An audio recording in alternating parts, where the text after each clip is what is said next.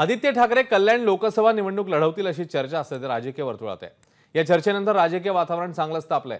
यावर मनसे आमदार राजू पाटील यांनी नेमकी काय प्रतिक्रिया दिली आपण पाहूया।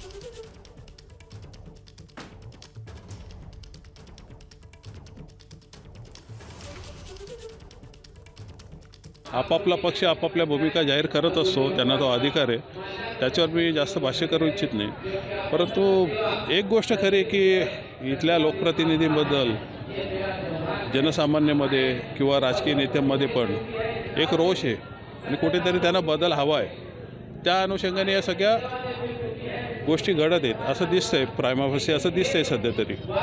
त्यामुळे तो बदल करायच्या अनुषंगाने किंवा त्याचा फायदा घ्यायच्या अनुषंगाने इथे सगळे उड्या मारायचे प्रयत्न करत आहेत। सगळ्यांनाच शुभेच्छा आहेत।